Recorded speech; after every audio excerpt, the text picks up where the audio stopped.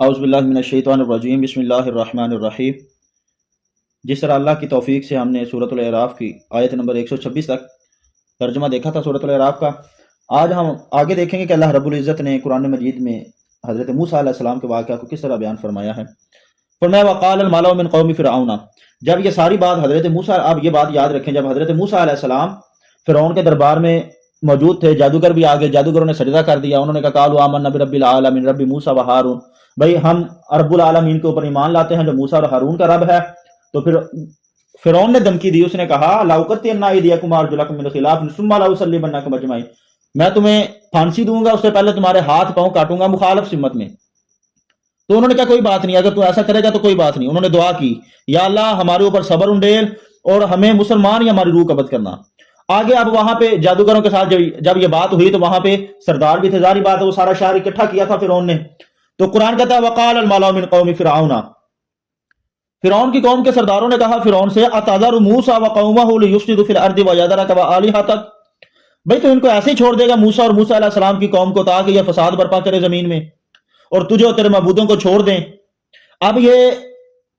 فرعون کے جو سردار ہیں، جو اس کے وزیر مشیر ہیں، یا فرعون کو غصہ دلا رہے ہیں حضرت موسیٰ علیہ السلام اور موسیٰ علیہ السلام کی قوم کے خلاف، کہ بھئی پہلے تو یہ خود ہی کہتے تھے حضرت موسیٰ اکیلے ہی تھے، تو یہ کہتے تھے اب تو جادوگروں نے بھی کلمہ پڑھ لیا، تو اب تو کیا کرے گا؟ قال، فرعون نے کہا سنقتل ابناءهم ونستحيي نساءهم، فرعون نے دھمکی دی، اس نے کہا مان قریب ہم ان کے بیٹوں کو قتل کریں گے، ان کی عورتوں کو زندہ رہنے دیں گے۔ اب یہ اس سے پہلے حضرت موسیٰ علیہ السلام کی جب ولادت ہونے والی تھی اس وقت بھی قرآن نے بیان کیا ہے کہ حضرت موسیٰ علیہ السلام کی بنی اسرائیل کو فرعون نے، جو اس فرعون کا جو باپ تھا، اس نے ان کے بیٹوں کو قتل کروایا، بیٹیوں کو زندہ رکھا، لیکن اللہ کی قدرت، مکر ہوا مکر اللہ واللہ خیر الماکرین، یہ تو اللہ کی قدرت ہے کہ اللہ نے حضرت موسیٰ علیہ السلام، یہ تو اللہ کی خفیہ تدبیریں ہیں کہ اللہ نے حضرت موسیٰ علیہ السلام کو پھر پرورش جوان کیا، پرورش کروائی فرعون سے کروائی۔ تب اس نے یہ دھمکی دی سنقتل ابناءهم ونستحيي نساءهم، میں ان کو ان کے بیٹوں کو ذبح کروں گا، قتل کر دوں گا، ان کی بیٹیوں کو زندہ رہنے دوں گا۔ وَإِنَّ فَوْقَهُمْ لَقَاهِرُونَ، انہوں نے کہا بے شک میں غالب ہوں، میں اس چیز دے غالب ہوں، میں کر سکنا وا۔ قال موسیٰ، موسیٰ علیہ السلام نے لقومہ اپنی قوم نو کہا استعینوا باللہ واصبروا، بھائی تسی صبر کرو، اللہ دے کولوں مدد حاصل کرو تے صبر کرو۔ ان الارض للہ، یہ زمین اللہ دی ہے، اگر انہوں چند دن دا اقتدار ملیا فرعون نو تے کوئی گل نہیں، تسی اللہ دے کولوں مدد طلب کرو تے صبر کرو۔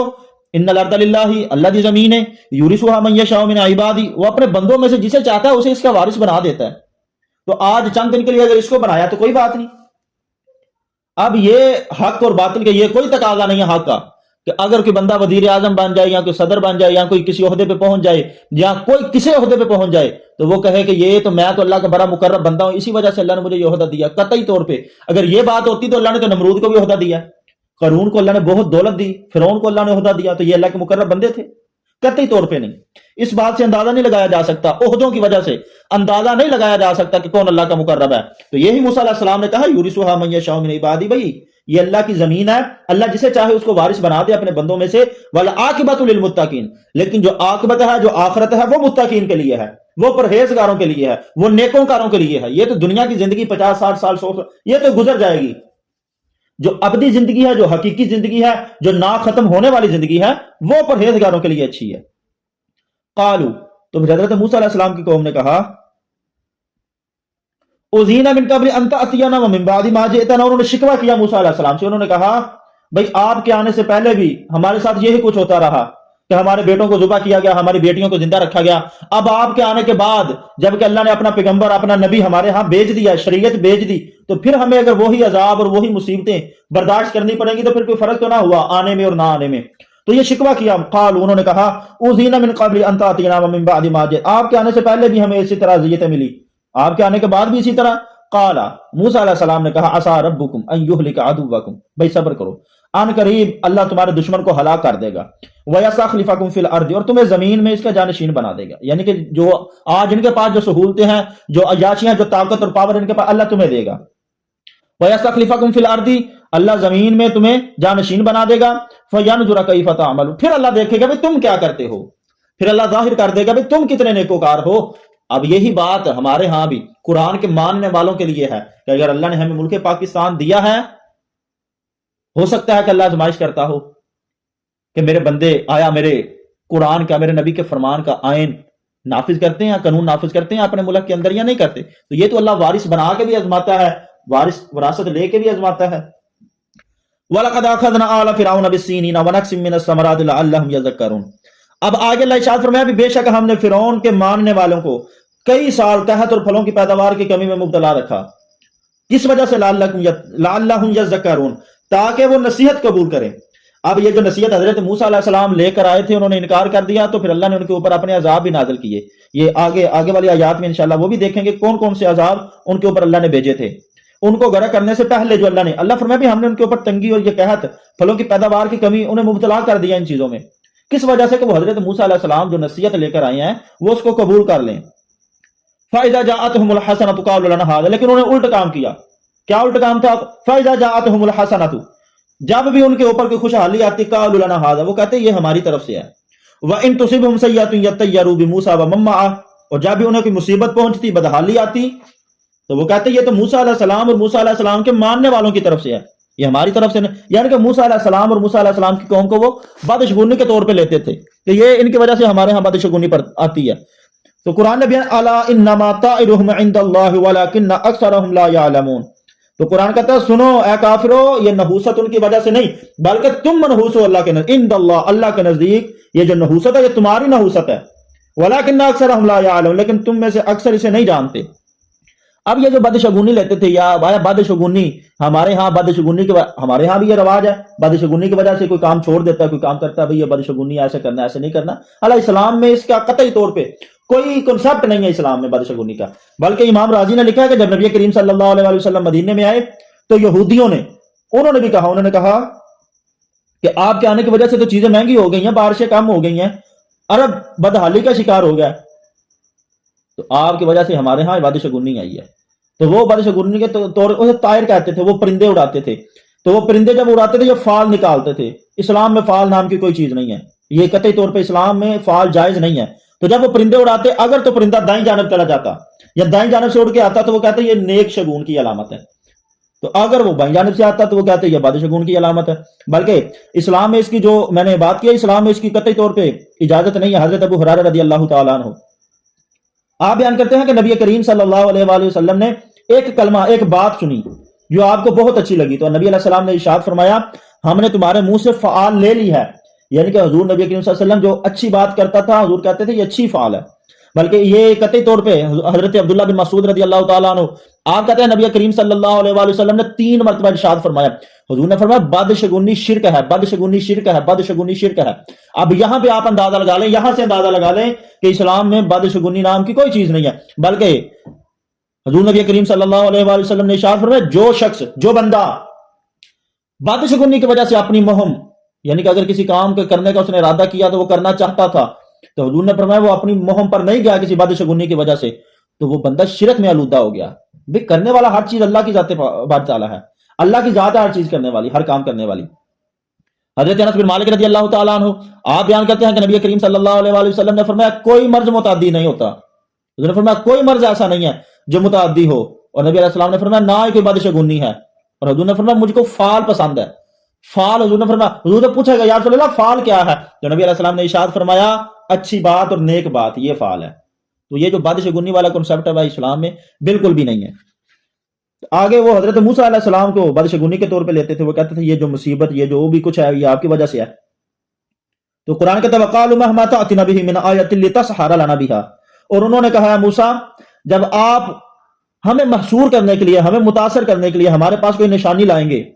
فَمَا نَحْنُ لَكَ بِمُؤْمِنِينَ، ہم پھر بھی تم پر ایمان نہیں لائیں گے، ہم پھر بھی تمہیں اللہ کا رسول نہیں مانیں۔ جب اس حد تک وہ پہنچ گئے پھر اللہ ارشاد فرمایا فَأَرْسَلْنَا عَلَيْهِمُ الطُّوفَانَ، پھر ہم نے اللہ ارشاد فرمایا پھر ہم نے ان کے اوپر طوفان بھیجا، والجرادا، پھر ٹڈیوں کا عذاب بھیجا، والقملا، پھر جوؤں کا عذاب بھیجا، والضفادع، پھر مینڈکوں کا بھیجا، والدم، پھر خون کا بھیجا، آیات مفصلات، اللہ ارشاد فرمایا یہ ہمارے جتنے بھی ان کے اوپر عذاب، یہ ہماری نشانیاں آئی ہیں، یہ الگ الگ آئی ہیں۔